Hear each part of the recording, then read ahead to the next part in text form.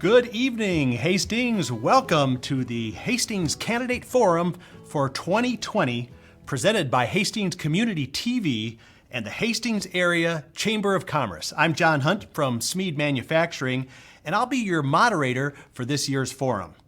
Now, here's how you can watch tonight's forum in case you miss any of it.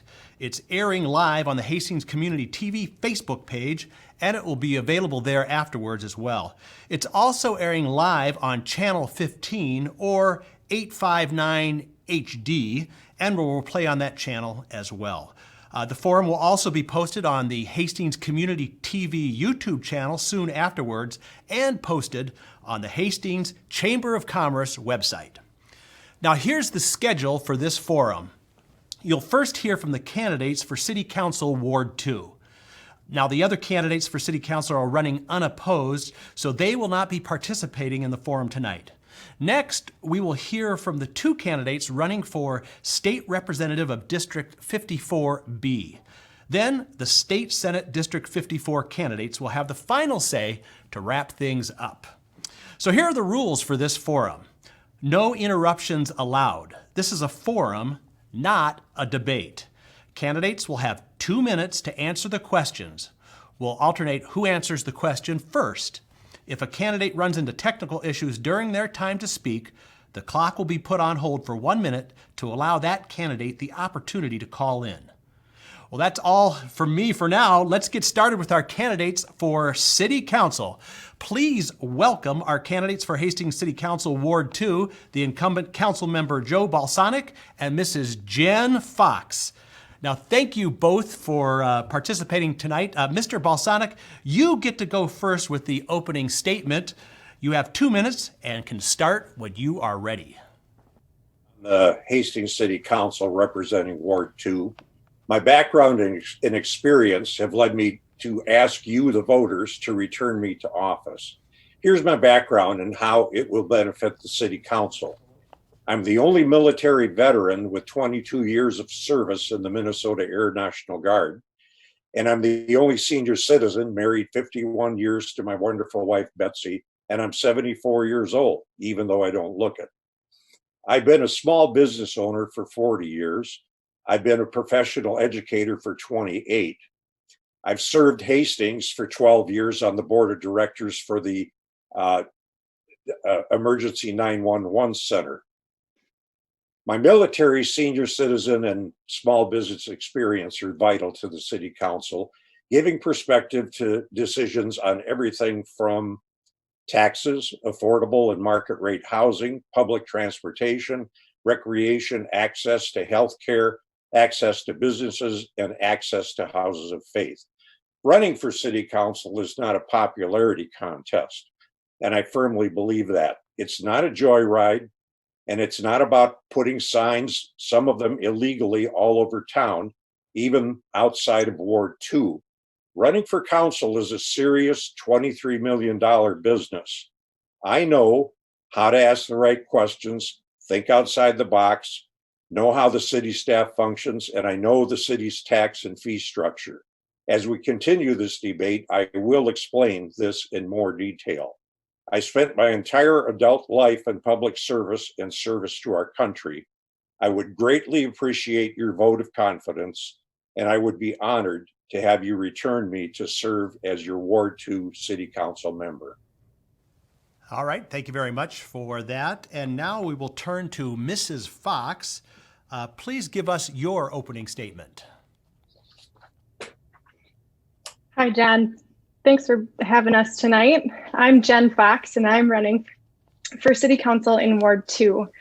Over the past few decades, I've been showing up for Hastings as a volunteer, a friend, an advocate, and a business owner. And my passion for public service started young. As a student at Hastings High School, I worked to make the Dakota County Parks tobacco-free, while also serving on a few Youth First committees, if we all remember those, and the Hastings Democracy Project at the same time. Since then, I've worked with countless nonprofits and community organizations to make Hastings a vibrant and livable community. Professionally, I've worked for the state of Minnesota as Director of Consumer Outreach and Community Relations for the Minnesota Department of Commerce. and in several communications roles with the Minnesota Office of Higher Education. My bureaucratic background provides me with the budgeting and programmatic planning and governmental understanding critical to the role of City Council. In 2018, my business partners and I opened Spiral Brewery on 2nd Street in downtown Hastings. At Spiral, I run our sales and distribution division. For nearly 2 years, I've had the privilege to sit on the Hastings Economic Development and Redevelopment Authority, the work that Councilmember Balsanek and I get to do with our fellow commissioners, and the important work of the city staff in the development of our city has inspired me to run for City Council. On Hastings City Council, I would focus my attention on communicating the resources and the function of government, housing development, diversity and inclusion, the arts, and business development. I deeply believe in local government. In fact, when I was in my graduate school for my master's in public policy, I wrote my thesis on the efficacy of local governments. I believe having the representation in your ward, you're able to have access to all of the resources, understanding, and function of government. Well, thank you both for your opening statements. We'll now move into our first question, and Ms. Fox, you're going to be the first one to answer. And here is the question. Over the past 6 months, our world and way of life has been greatly impacted by the COVID-19 pandemic. In your opinion, how has the City of Hastings done in response to this crisis, and what should be a top priority as we move towards recovery? Certainly. As a business owner at the forefront of protecting customers and our precious staff, I've had the opportunity to work directly with city resources, the Chamber of Commerce, and city staff to understand the deep and growing challenges for businesses to stay open. I understand the business owners and residents who are still in pain and questioning everyday processes. I believe the city's response to the economic crisis of coronavirus has been at the forefront of Council's agenda. I know personally from our work on HEDRA that their response has been focused on the relief efforts, including the parklets on 2nd Street and the HEART grant that has been helpful and thoughtful. An important part of the Chamber and City's response to COVID-19 has been their Friday morning business calls, and the city staff and the representatives who have decided to participate in those conversations have been a part of a thoughtful and forward-thinking conversation since March. The residents of Hastings need a representative who immediately knows how emotionally and financially these challenges is with this crisis. Hastings deserves an involved and creative council person willing to make quick decisions to protect our businesses and community from any further economic turmoil. I guess my short answer is, as a member of HEDRA, as a commissioner, we've shifted our priority with the city from future development to the financial commitment to our local businesses to keep our businesses alive. Our future needs to be based on the success of our current businesses as our foundation and build on that future. I know very personally that moving forward, the city needs to focus on recovering lost revenue and building up our economic awareness and development. Businesses no longer need relief. We need a recovery response to this global crisis. Well, thank you very much, Ms. Fox. I'm going to repeat the question again for Mr. Balsanek, and here it is. Over the past 6 months, our world and way of life has been greatly impacted by the COVID-19 pandemic. In your opinion, how has the City of Hastings done in response to this crisis, and what should be a top priority as we move towards recovery? Well, we are in the new normal. Lifestyles and our health will not go back to the way they were, but the City of Hastings has generously and creatively responded to our citizens and businesses during the past 6 months by waiving fees on licenses, extending deadlines on license fees, waiving late fees, et cetera, et cetera. And we've worked with businesses throughout the city to bring the services that they have outside of their stores, shops, and restaurants, providing safe access. We've supervised and provided financial grants to a great extent to local small businesses money that's come from HEDRA, money that's come from Dakota County, and then from the federal government. City services, the aquatic center, our parks and playgrounds, our entertainment and recreational programs have all been acclimated for our residents and businesses for their safety. Serving the City Council and HEDRA, I've been directly responsible for making sure the funding is distributed fairly and immediately. We're not there yet, but we are making positive progress in keeping our city safe and healthy. The city received money through the Federal CARES Act to the tune of about 1.6 million. And a lot of that is going to be provided to local businesses. The city has already invested into a chlorination system for our water supply. Many of you remember that crisis a few years ago. And a lot of you may remember that I drove around Ward 2 that day shouting for people to get on the website and see what they needed to do to be safe. All right, great. Thank you, Mr. Balsanek. You're going to answer the next question here, and that is, economic development is a goal of the Hastings City Council, and recently residential housing has become a priority.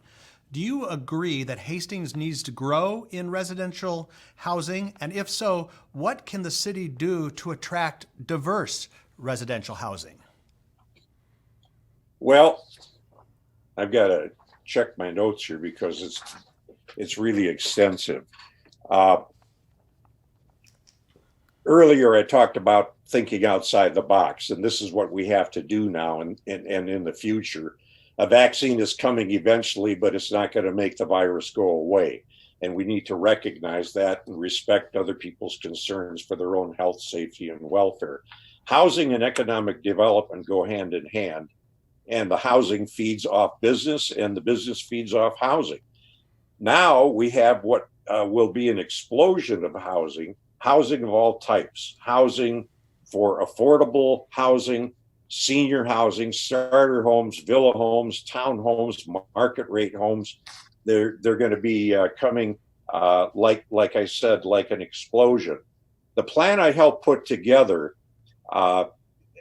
for our economic development says that we need to promote housing developments, which will allow our senior citizens a choice to move into affordable housing, which will then free up existing housing markets for other people. And we all know that that market is on fire right now. Housing units are already approved and on the drawing boards here in Hastings. 150 affordable and market rate homes by the Catholic Church, 100 new affordable apartment units behind Schoolhouse Square, 100 new assisted living units along County Road 4647, 35 villa units off Pleasant and Northridge, and 35 market rate apartments on the river at Confluence. Well, thank you very much, Mr. Balsanek. We're going to read the question again here for you, Ms. Fox, and that is, economic development is a goal of the Hastings City Council, and recently residential housing has become a priority. Do you agree that Hastings needs to grow in residential housing? And if so, what can the city do to attract diverse residential housing? Oofda, John. That question is much larger than 2 minutes allows. To begin, Hastings is at a critical moment of opportunity. We know that people are moving out of the city and looking for space and land. We're a desirable community with strong schools and fantastic recreational options.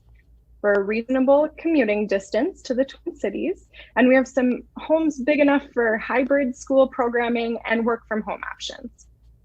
But this question is not just about building structures and making space. This question is about building community. It's about working with our school district to plan for larger class sizes and updating resources. It's about developing industry so new residents can live and work in Hastings. Developing housing is about understanding the assets we have in our current homes to be sure we can satisfy the needs of growing families, beginning with starter homes that young people can afford. the development that Councilmember Balsanek and I get to work on in Hedra, and he previously mentioned, will be opening in the next few years, and that is another incredible opportunity. This will provide our long-term residents to leave their homes for condos in the same neighborhood, or leave their neighborhood entirely to live in a community.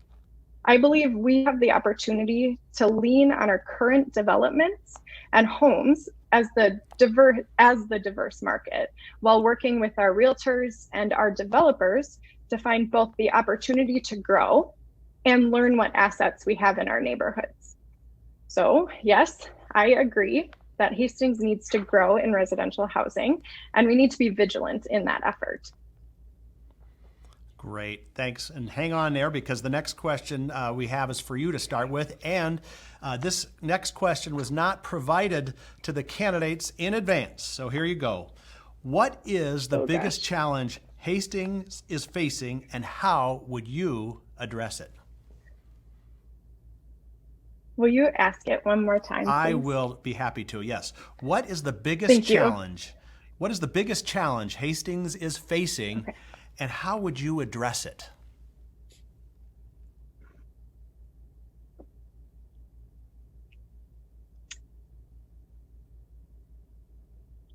I actually believe, John, that the biggest challenge goes back to that housing question. I think we're, like I mentioned, in a moment of critical opportunity. I think we are able to capitalize on it and grow as a community with new residents and new jobs and bigger industry at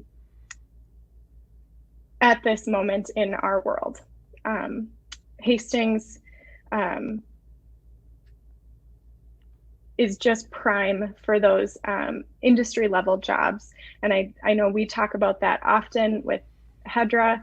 It's an important time for housing, but not just housing generally. We don't necessarily need new developments. We need to figure out what we have, and we need to focus on that as the place where people can live and grow their lives.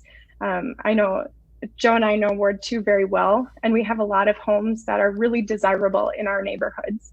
I think this is a prime opportunity for people to move around and move into Hastings right now. I think if we could find industry to build their business here, we would be able to provide jobs for those homeowners and for those residents. And that would be a really incredible opportunity. And I think residents are eager to find those resources and eager to be connected to each other and those opportunities.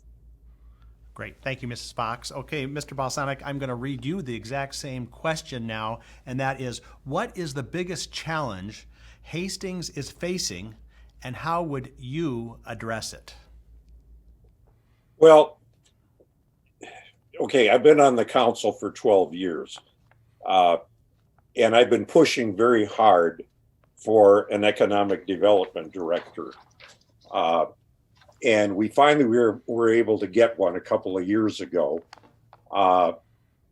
so that person could finally start to work on attracting businesses and residential developers to the city. So what that director did is put together a long range plan that coordinated with our 2040 long range plan for the city. And with that, we were able to get a commitment on the part of the council and a commitment on the part of Hedra to develop in that direction for new housing and new businesses. I've worked very hard to hire also a communications director for the city. That position was filled part-time initially, and later at my urging became a full-time position.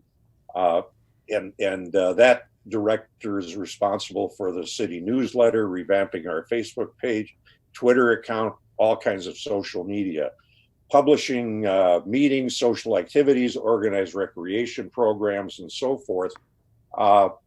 Another thing I pushed for very hard over the last 12 years is to get a better sense of coordination with the Hastings Chamber of Commerce, especially through the Tourism Bureau.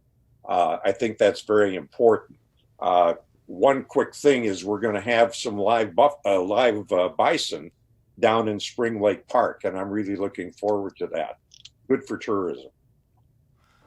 That's great. All right. Well, we're going to move on now to our closing statements for each of you, and we're going to start with Mr. Balsanek. You're going to have 2 minutes, and this is the question very simply. Please tell us why Hastings should vote for you. Okay. In my closing statements tonight, I want to point out that being on the city council is not a popularity contest, and it's not about passively going about your business, which includes your campaign organization. Whether you run a campaign or you serve on the city council, you have to be able to cross all the T's and you have to be able to dot all the I's. Since I've been on the council, we've approved funding and budgets for over $500 million in my 12 years. That's an awesome responsibility. However, my opponent cannot even follow the state law for her campaign process, passing out illegal pamphlets and signs. If she can't appreciate state law right out of the gate, how can we expect her to function on the city council, responsible for approximately $23 million annually? My opponent has really no experience in any of these except for serving on the HEDRA Commission, and for less than a year, where she's done anything from just showing up to the meetings and voting.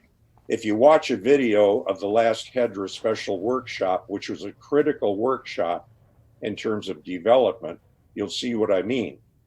But with my opponent, there seems to be no probing questions, no statements, or any kinds of questions on issues that come before the commission. She did, however, receive some money from HEDRA while she's been serving on the commission. I, on the other hand, have a track record of jumping in and telling it like it is. I'm perfectly willing to do that into issues and onto issues. Thank you very much, and I would appreciate your vote in November. And thank you, Mr. Balsanek. All right, we are going to give you a turn now, Mrs. Fox, and please tell us why Hastings should vote for you. You have 2 minutes. Thanks, John. When I was growing up, I admired our city councilors and revered the work of city staff. The momentum for development you all fostered in your work over these years made me believe in my hometown enough to build my life and build my business here. This appreciation for our community, as well as my Grammy Elaine bringing me to her Youth First meetings, developed my heart of service. These experiences taught me to find out how I can be a helper in my community. I believe local government is the most fundamental form of support for people in our community. Vital utilities and services like safe streets and clean water and recreational options are critical to maintaining quality of life in Hastings. I feel that the city of Hastings works to make our businesses strong, growth a priority, and our residents thrive. It would be an honor to serve the residents of Ward 2 and to give back to the community that has given me so much. It's because of the work that Councilmember Balsanek and his colleagues have done over the past 12 years that I feel excited and eager to serve our city. We're in an important moment of development in housing and business and a critical moment of recovery with the COVID-19 crisis. I love this city, and I'm ready to roll up my sleeves and get to work to connect the resources and people and help our city thrive. We are going to take a 5-minute break right now, and we will be back with the House of Representative candidates in just a few moments.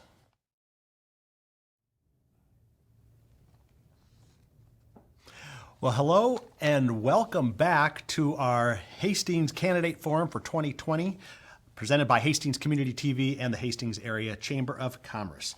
Now, Please join me in welcoming our candidates running to represent District 54B in the Minnesota House of Representatives. The incumbent candidate, Mr. Tony Jurgens, and Mrs. Kelsey Waits. Thank you both for participating tonight. And Representative Jurgens, you get to go first with the opening statement. You'll have 2 minutes, and you can start anytime you want. Thank you, John. First of all, thank you for moderating tonight. Thank you to the Hastings Chamber for sponsoring this, along with Hastings Public TV.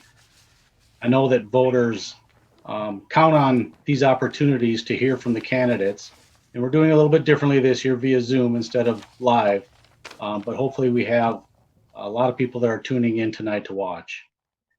I'm running for re-election to the House of Representatives. I've served in the House for the past 4 years, 2 terms, and I'm asking the voters of the district to send me back for another 2 years. We have some great challenges ahead of us, and I want to be part of the conversation and part of the solution. We're going to be facing a big budget deficit in the coming year. Everything else that we do, whether it's COVID response, police reforms, transportation, everything is going to depend on the budget that we have to put together. Some tough decisions are going to have to be made. We can't rely solely on tax increases. Government has to be part of the solution like families and businesses have. My wife, Dawn, and I have lived in Cottage Grove for almost 28 years. We raised our 2 daughters here. Our daughters went to school through the Hastings school system. And I've had connections with St. Elizabeth Ann Seton Church and the Knights of Columbus in Hastings. So when the opportunity came up 4 years ago to run for the House, having lived in Cottage Grove and having ties in Hastings, I thought it was a good fit for me. Since that time, I think I've represented the people of our district well. I'm out in the community, I talk to business owners, and I think that's what it takes to be a good state representative. So again, thank you for having us tonight, and I look forward to a fun evening. Great. Thank you, Mr. Jurgens.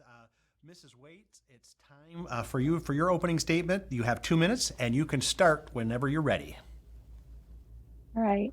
Thank you. So first of all, thank you so much to the Hastings Chamber of Commerce for putting on this forum tonight, and thank you for Hastings Community TV for streaming it so that this is accessible to the public. So my family and I moved to Minnesota after my husband left active duty military service. And from the first time that we came here, we fell in love with this area. And we knew this was not only where we wanted to move to after the military, but that this is where we intended to raise our children and spend our lives. And so I really wanted to continue our family's commitment to service by being a part of the community. And so I've done that through various committees, and as well as currently serving as Hastings School Board Chair. So when I was a child, we had a lot of struggles. My family ended up declaring bankruptcy and we lost our house because of medical bills. And I didn't get to where I am alone. I was invested in by my community and by the government. So our church gave us grocery gift cards when we couldn't afford food. And the government gave me grants so that I could go to college. And when I finally left home, my mom said, make sure you can pay it forward. So running for state representative, advocating for lower healthcare costs for our community, fully funding our education, this is my way to do that. And importantly, right now, as we're faced with the issues surrounding COVID-19, we also need to be making sure that we're doing more than that. We need to make sure that we have science-driven, community-focused responses to COVID, and we need to figure out where we go from here and how we move forward. And those are big discussions that we need to have, and I would love to be a part of that. Great. Well, thank you both for your opening statements. We're going to move on to the questions now. And Mrs. Waits, you're going to have an opportunity to answer the first one. Speaking of COVID-19, as COVID-19 continues to threaten our health and way of life, what, in your opinion, should be Minnesota's top priorities as we move towards recovery? Yeah, I think that this is an incredibly important topic. So we need to talk about the economic impact that COVID-19 has had on our communities. And we also need to look at what the economic recovery is going to look like. So as we address that, one of the things we need to look at is healthcare, because we're seeing so many healthcare disparities amplified throughout the COVID-19 pandemic. Specifically, we're seeing thousands of Minnesotans lose their job and hence also their healthcare during a pandemic when people now more than ever need to be able to get the access to the healthcare that they need. We also need to work on how we're going to be supporting small businesses. Small businesses are the backbone of our community. And so making sure that we can get them low interest loans in order to keep them going, as we also work on scientific based solutions to get us back to business as soon as possible. This is incredibly important. Now, the state legislature had an opportunity to make an impact on this in the spring, and they really failed to do so when they failed over and over again to pass a bonding bill. So a bonding bill would have invested in our communities, it would have stimulated our economy, and importantly, it would have provided well-paying jobs to people not only across our state, but specifically in our district. And they failed to do this not only during the regular session, but during the 4 special sessions that have happened afterwards. This is because of this hyper-partisanship that we're seeing in our government at the state level. And we're seeing people working more to protect their party interests rather than the interests of their communities. And if we're going to move forward from COVID-19, like we absolutely need to, now more than ever, we need to figure out how to put partisan bickering aside and get results for our communities. Great. Thank you, Mrs. Waits. And Representative Jurgens, we're going to ask you the same question. I'll read it again. As COVID-19 continues to threaten our health and way of life, what, in your opinion, should be Minnesota's top priorities as we move towards recovery? Thank you, John. Let's talk a little bit about what we've done so far. When the legislature was still in session, we allocated about $500 million to the COVID response to help Minnesotans, help businesses, help families throughout the state. The families and businesses throughout Minnesota have been devastated by the pandemic and the shutdown of the state's economy. So while that's starting to come back now, we have to continue to reopen the state. We have to do it safely. And we have to do that with the legislature as an equal partner with the governor. That's why I've voted several times to end the governor's emergency powers. Not because I think he's doing everything wrong, but because the legislature is a co-equal branch of government. And what I'm hearing from Minnesotans, what I'm hearing from people in our district, is they want the legislature, they want me, the people that they've elected to represent them, to have a seat at the table. So that's what I think we need to do as we move forward. Just today, I was working with a local business that is being fined by OSHA as a result of COVID-19 response. I've been out in the community talking to business owners throughout the entire pandemic, on the phone, in the conference calls that the chamber sponsors every other week or every week earlier on. And I'm hearing from them and advocating for them. I've reached out on behalf of local businesses to the governor's office to advocate for their business. And I don't ask if they're Democrats or Republicans or if they support me, because my job is to represent all of them. And so that's what I've been doing, and that's what I'll continue to do in another term next session. Great. All right. Well, we're going to kind of dovetail on that. And Mr. Jurgens, you're going to start with the first answer on this one. Many residents see less partisanship as the solution to get more done at the Capitol. So please describe a time when you worked with multiple stakeholders, including those with different viewpoints than your own, to successfully move a project forward. Well, as you know, there are 134 members of the House of Representatives, and you cannot get anything done on your own. You have to work with your colleagues from your own party, but also, and I think more importantly, members across the aisle. When we're in session, we have visitors at the Capitol through every day. And several times I've had visitors that from different associations or groups that are advocating for a bill that has a Democrat as a chief author. And many times they've told me that the Democrat told them, if you want bipartisan support, go see Tony Jurgens, he'll listen to you. One of the bills, to be more specific, one of the bills I've been working on is the school lunch shaming bill. You probably have heard about it. I know many of your listeners have heard me talk about it before, but that's putting more specificity into statute with respect to school lunches getting dumped in the garbage if a kid has a negative or a low lunch balance. I've actually had more success working with Democrats on that bill than I have some of the members of my own party in the other body. Even this past session, the last night of session, I was working the phones trying to get that language inserted into the omnibus education bill so that we could finally get that over the finish line. I've been working with Democrats on other issues, and that's just one example. And I'll continue to do that. I think that, I've said it before, that working in the legislature is a team sport, and you have to be able to build relationships and work with others, especially as these last 2 years when my party's been in the minority. You really count on those relationships that you build even before you get into the minority. Great. Thank you, Mr. Jurgens. Mrs. Waits, we're going to read the same question for you, and that is, many residents see less partisanship as the solution to get more done at the Capitol. Please describe a time when you've worked with multiple stakeholders, including those with different viewpoints than your own, to successfully move a project forward. Yeah, so one of the examples that I like to bring forward is the solar garden contract that the Hastings School District signed into last year. So when Superintendent Collins first brought this idea forward, he actually had a difficult time seeing its value, and he was not going to recommend that the school board sign into this contract. So Superintendent Collins and I met independently, and we discussed his concerns, we talked through them, and after our meeting, he was ready to bring a recommendation forward to the board that we should sign into this solar garden contract. And I think that this is a really important example for a number of reasons. One, there tends to be this belief that we have to choose between the economy and the environment. And this decision goes against that. It also worked for people who have environmental concerns, because the school district now is in a place where we get 100% of our energy needs covered by the solar garden credits.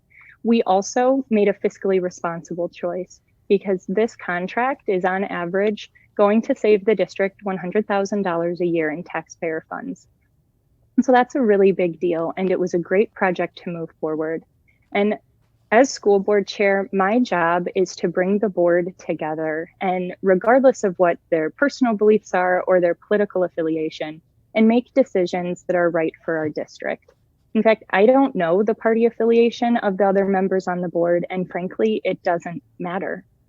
One of the great things I think about serving in this nonpartisan role is that none of us go forward to check with our party leadership or our caucus first to see if it's okay for us to vote one way or the other. We're guided by making decisions that are right for our community. And as a state representative, I would continue to be that independent voice and advocate for our communities at the table. Great. Thank you, Mrs. Waits. Now we're going to give you the next question here, and that is this. What is the biggest challenge Minnesota is facing, and how would you address it? Yeah, so we already talked about how COVID-19 is a huge challenge that Minnesota is facing, and we need to make sure that we can get low interest loans for our small businesses. We need to stop having healthcare tied to employment. We need to pass a bonding bill. But since I've already kind of talked about that, I'd like to go into a different issue, which is the inequitable funding of our school system. And so in the past couple decades, the Minnesota State Legislature has failed to do its job and adequately fund our schools. In fact, they don't even keep up with inflation. And many at the State House will say that this is saving taxpayer dollars, but it's really a gimmick, because it doesn't save taxpayer dollars. What it does is it pushes the responsibility to fund our schools onto local school districts through property tax levies that we bring out to the voters. And when you talk about how this impacts us, especially in Hastings, we can see the difference, because we have the city of Hastings and a lot of rural communities. And so by putting this extra burden on property taxes versus state funding, we're really giving an extra burden to our farmers and those in rural communities. And so what we need to be doing is addressing this. This has caused huge disparities in education across our state. Minnesota is consistently ranked one of the lowest, if not the lowest, in educational disparities.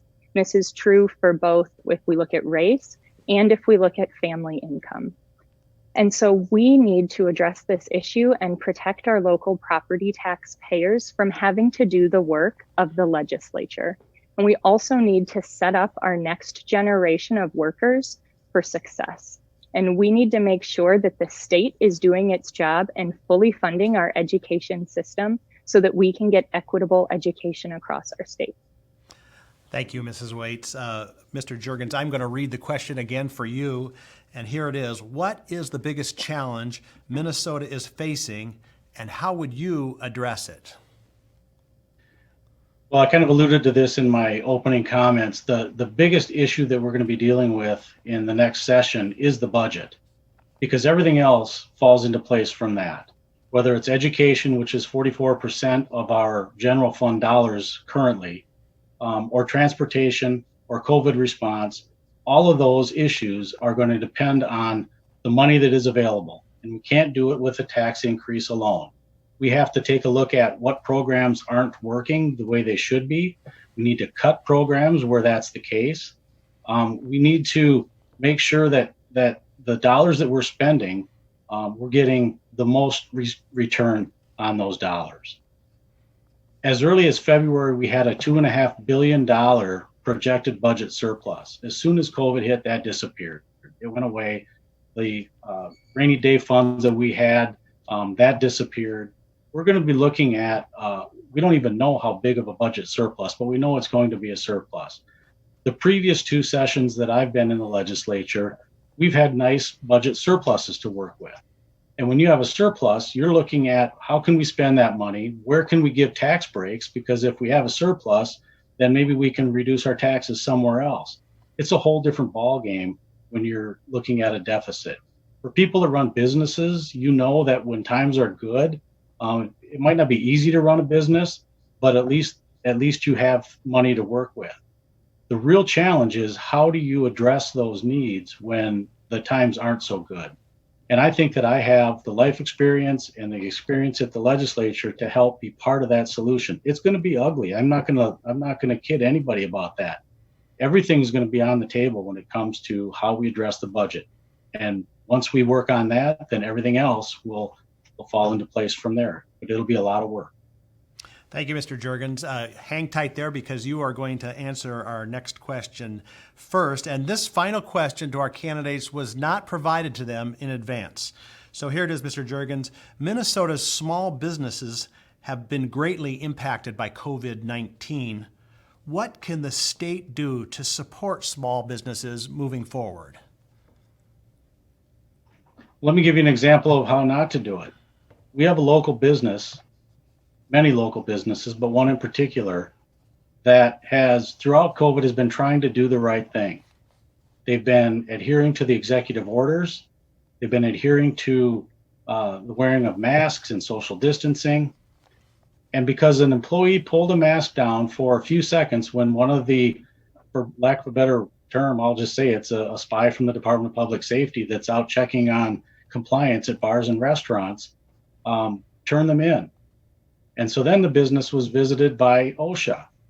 Now, bars and restaurants are accustomed to getting visits by the Department of Health, but OSHA comes in with a whole other set of eyes on it, with other regulations, federal regulations. The end result is this business is facing over $7,000 in fines. Now, when the governor came out with his executive orders, he said, we're doing this to educate and not be punitive and not to punish people. Well, when you have a small business and you have a $7,625 fine facing you and your business is operating at 50%, that's not how you treat businesses. That's a punishment. That's not an education. So what I'll do is what I've been doing and I'll continue to do is to work with local businesses and advocate for them, whether it's with the Department of Economic Development, the governor's office, Department of Labor and Industry, or the Department of Public Safety, wherever it is. They need us back at the table, like I talked about earlier, so that we can be part of the solution. It's not easy and not fun all I can do in some cases is to call the governor's office and advocate for them. but that's what the hand that we've been dealt with. And so that's how we've done it so far. Great. Thank you, Mr. Jurgens. Mrs. Waits, we're going to give you the same question. I will read it again for you. Minnesota's small businesses have been greatly impacted by COVID-19. What can the state do to support small businesses moving forward? All right, thank you. So I had already talked about this a little bit earlier, and that's the importance of small businesses on local communities. And so how can we get business back to usual as quickly as possible? And so one of the ways, we need to be working with the medical experts and scientists to figure out how can we safely reopen in the quickest way to get us back to where we can be back to normal. And so especially as temperatures decrease, I do have some concerns, because many ways that the businesses have been able to work through the problems right now is opening up. And Hastings has done a great job where they've closed down 2nd Street on the weekends to really let those businesses have more space outside to spread out. And so once the weather gets cooler, these are going to be big conversations that we need to have. And so not only do we need to be working with the local businesses, we also need to be working with local governments to say, okay, what can we be doing? Creative solutions in order to get us back to normal. And so we know that one of the fastest ways to get us back to normal is going to be getting COVID under control as quickly as possible. And so that's something that we as a community need to be working on in order to get the virus numbers under control so that we really can reopen back up. And I know that there is a lot of frustration about who should be making these decisions and when. And so I would also say that we need the state legislature to be able to set aside this partisan bickering to actually make decisions for our communities, rather than just humming and hawing and going back and forth and just fighting. That we need solutions, and we need to be able to work together and have this dialogue. Great. Thank you, Mrs. Waits. We're going to get into our final closing statements here, and we'll be starting with you, Mrs. Waits. It's going to be your turn to start, and please tell us why residents in District 54B should vote for you. You have 2 minutes. All right. Well, just thank you again to the Chamber for hosting this and for HCTV for streaming it. You know what? I make hundreds of phone calls a week to community members. And what I can tell you, one of the most common things that's brought up to me is people's frustration with politics. And I get it. I am frustrated too. I am frustrated at the negativity. I am frustrated at the partisan bickering, and I am frustrated at nothing being able to get done. I never planned to be here. I never planned to run for a partisan office. In fact, I'm one of those people that was so frustrated with partisan politics that I just stepped back and didn't want to have anything to do with it, and I did not want to participate. I completely checked out. And what I've realized over the past few years is that all of us who are frustrated and fed up and want to see our government working differently, if we all just check out of the process and don't participate, nothing is going to get better, and we're not going to make the changes that we need to see. Right now, there are 2 of us up here, because if you're not running as a Democrat, you're running as a Republican. And that's the reality of the situation. But what we're seeing is, with this hyper-partisanship, having the 2 parties there just constantly fighting is getting us nowhere. We are not making progress, and we are not addressing the issues that are important to us. And it's time that we as citizens demand more of our government. And so more of us who are frustrated need to speak up and say, we want to see things different. And I am committed to working on this, because just like so many of you, I want to see our government representing our communities better than it is. Great. Thank you, Mrs. Waits. Mr. Jurgens, now your time for the final closing statement. You'll have 2 minutes. Tell us why residents in District 54B should vote for you. Thank you, John. And once again, thanks to the Chamber for putting this on, and for Hastings Community TV for streaming it.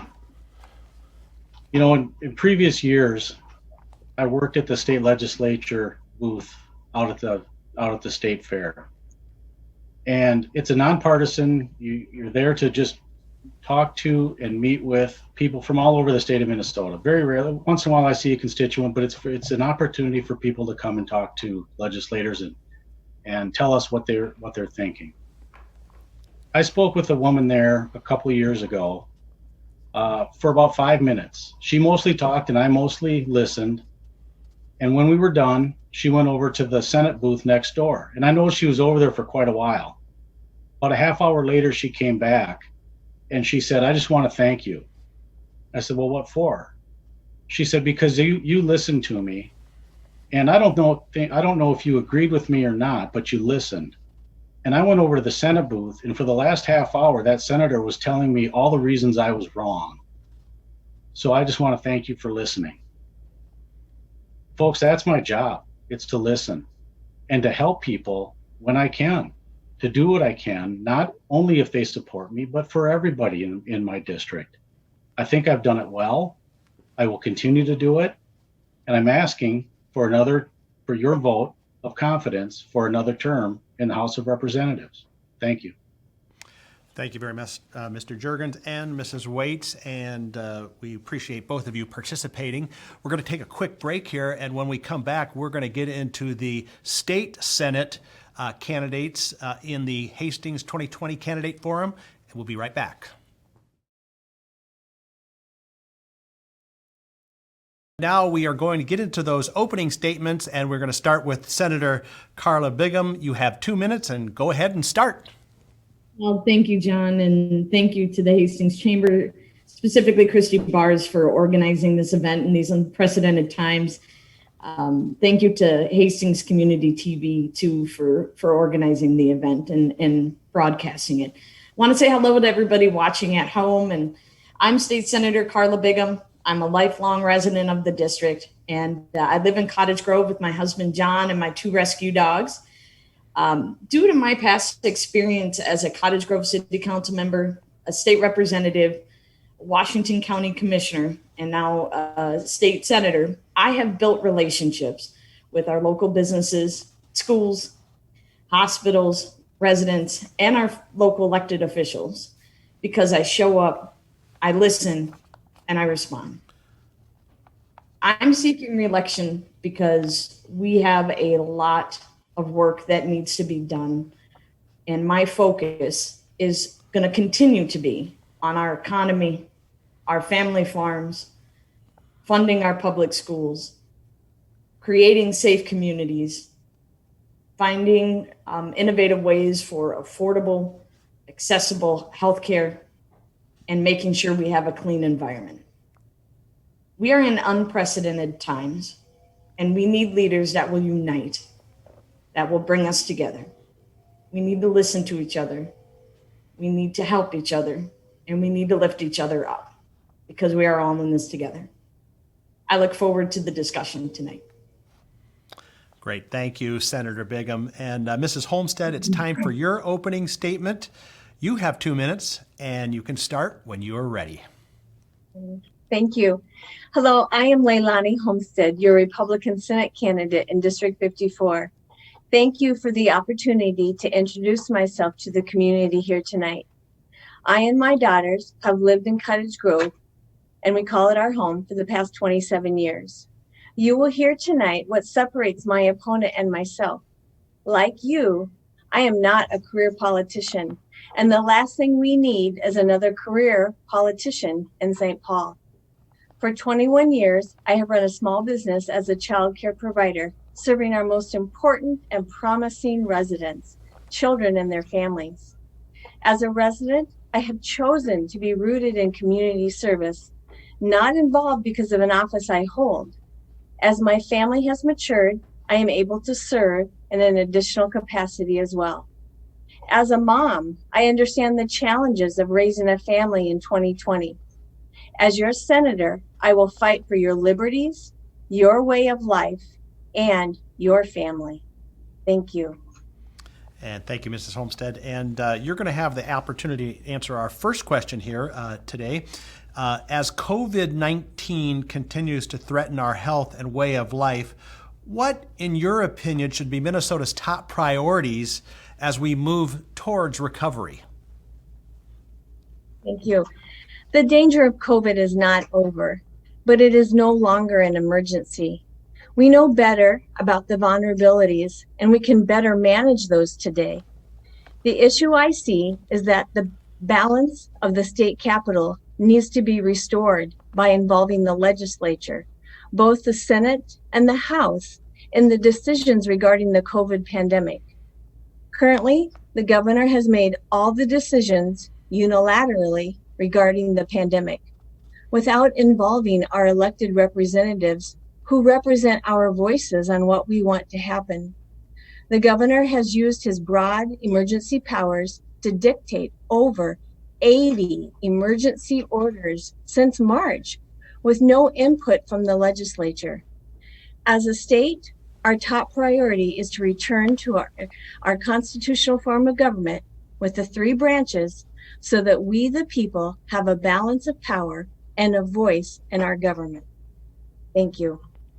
Thank you, Mrs. Holmstadt. Senator Bigham, I'm going to read the question again for you, and that is, as COVID-19 continues to threaten our health and way of life, what, in your opinion, should be Minnesota's top priorities as we move towards recovery?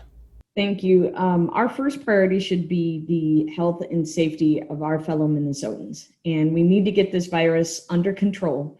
But the top priority has been and needs to continue to be the health and safety of our fellow Minnesotans.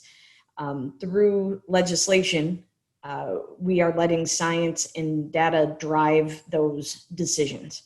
And we've passed legislation that made testing free and available to Minnesotans, reduced copays or eliminated copays for COVID-related illnesses. And we need to make sure that testing is accessible and that we are making sure we are taking care of our fellow Minnesotans. Two, we have to focus on the economy. We have to make sure that the federal government is continuing to provide financial relief through the Small Business Administration, also federal funds to offset the costs for workers' compensation, paid time off. And we really do need to prepare for a different economy on the other side of this, one that works for everyone. And that's going to really mean a large investment in broadband. And I'm happy through legislation that we invested a lot of our federal funds into broadband, into small business relief, financial relief for our local businesses. Great. Thank you, Senator Bigham. I'm going to get the next question to you, which is kind of a dovetails on that a little bit, which is Minnesota's small businesses have been greatly impacted by COVID-19, and what can the state do to support small businesses moving forward? This is a very important question. Small businesses are the lifeline and the backbone of our communities. Not only do they contribute revenue, but they provide employment, but give so much back to our communities. And they have been hit tremendously hard by COVID. And the very first thing we need to do is listen to what they need and how we as policymakers can be of assistance. And one of the things that has been amazing in Hastings specifically, under the leadership of the Hastings Chamber, along with the Downtown Business Association, they have been holding weekly meetings with business owners and elected officials so that we can hear firsthand the needs of our local businesses. It's been extremely helpful.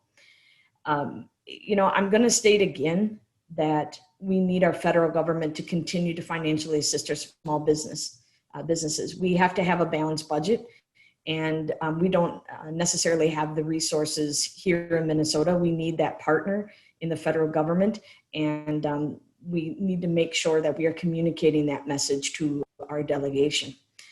One thing that Minnesota can do also is, I was very proud this last week to be at Intech Plastics in Hastings, and they were the recipient of a job development grant through DEED.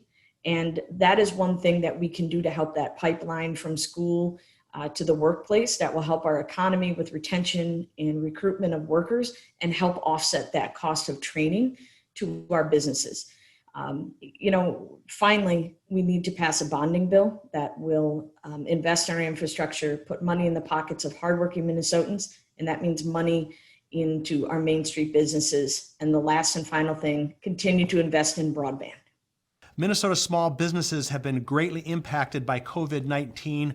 What can the state do to support small businesses moving forward? COVID has been devastating on small businesses.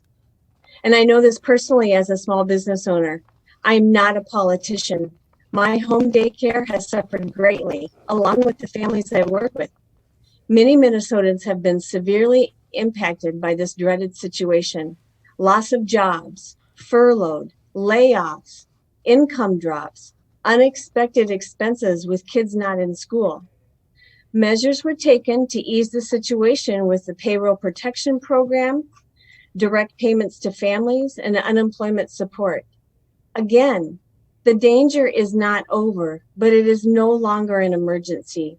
There is no benefit for a business to not keep their customers safe, and no benefit for a business to shut down.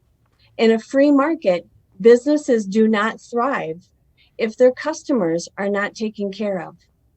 The most important thing government can do is open the restrictions on small business.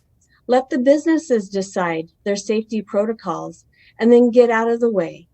If people do not feel comfortable at a business, let the market and the citizens decide. Thank you. Okay, great. Thank you, Mrs. Holmstadt. And we're gonna start with you on the next question, and that is this: many residents see less partisanship as the solution to get more done at the Capitol. Please describe a time where you worked with multiple stakeholders, including those with different viewpoints than yours, to successfully move a project forward. Partisanship is a natural thing, and we see it regularly. If we went back in history, we'd see partisanship at the Constitutional Convention. I would like to think that we have evolved as a nation and a state to a point where we can debate and argue on things with respect. I do not believe partisanship is avoidable. What is avoidable are personal attacks. And as your senator, I will not personally attack a fellow legislator. I would encourage all legislatures to embrace our state constitution. Negotiation is necessary as a senator. I do believe that as your senator, I have a constitutional obligation to ensure citizens' freedoms. Any laws that benefit citizens greatly have no problem getting passed. It is only when there are unequal benefits that partisanship is seen. I will negotiate with mutual respect, listening to different points of view than my own, exercising persistence and creativity along with sensitivity while building relationships. I am not a career politician, so I don't have examples of how I negotiate in government. Like you, I negotiate daily. As your senator, I will work to put citizens' freedoms first and foremost. Our Constitution promises the pursuit of happiness. It's not a guarantee that everyone will be happy. That is up to us as individuals. As your senator, I will do my best to make sure your voice is heard, and I will protect your freedoms. Thank you. Many residents see less partisanship as the solution to get more done at the Capitol. Please describe a time where you worked with multiple stakeholders, including those with different viewpoints than your own, to successfully move a project forward. Absolutely. This is a daily occurrence because we're under a divided government, and my party's in the minority in the Senate. And I go up there, I roll my sleeves up, and I advocate for our district. And we've gotten a lot done.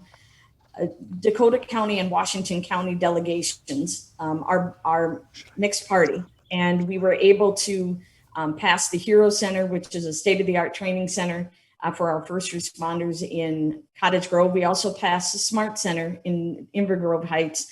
That is a training center too for de-escalation. And these are both bipartisan bills that passed. The local provisions for the for Hastings in the bonding bill, the Hastings City Hall and Highway 316 are bipartisan bills.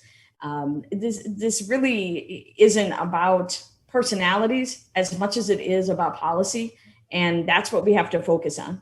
And we, at the core, have a lot of the same beliefs that government should be limited but effective. We have to do that by working together.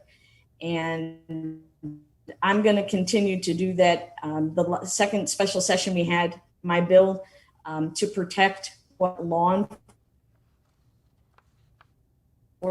enforcement and first responders say debriefing became law, and that was bipartisan. Awesome, great. All right, well, we have one more final question here before the closing statements, and this question the candidates did not get in advance, and we will start with you, Senator Bigham, and that is, what is the biggest challenge outside of high band internet Minnesota is facing, and how would you address it? By far, John, the biggest challenge is going to be the budget, and that ties in with the economy going forward. Look, we're going to have a deficit, and it's not going to be small potatoes. It's going to be a pretty doozy of one. And you gotta cut spending. You gotta make sure that if programs aren't working, that they're eliminated or redone because of COVID. You got to look at the federal government hopefully being able to partner, because we have to have a balanced budget. But you got to prioritize. And that's, with our public schools, with healthcare. But economic development is going to be key to really reinvigorating our economy. And our infrastructure that, again, will put money in the pockets of hardworking folks and then in the doors of small businesses. But you also have to be innovative with our businesses. I had the honor yesterday to be at Intech Plastic in Hastings. And they were the recipient and that's an important element, that we have the school, the pipeline to workforce pathway there. And that helps offset the cost for those employers. And that's important. So we got to invest in training. We got to invest in broadband, which again will help making businesses more efficient and effective. We got to have a bonding bill. The obstruction has to stop. And we got to pass that out of the House. And we have to make sure there's financial assistance available for our small businesses. Great. Thank you so much. All right, Mrs. Holmstadt, we're going to bring you back here. And this is the same question for you. I'll read it again. What is the biggest challenge Minnesota is facing, and how would you address it? Thank you. The biggest challenge is our deficit, and it's significant. And this is why voters need to know that the person they're electing represents their values, because historically, Minnesota raises taxes. And we know that to be so because we're in the top 5 states in the nation with our taxes.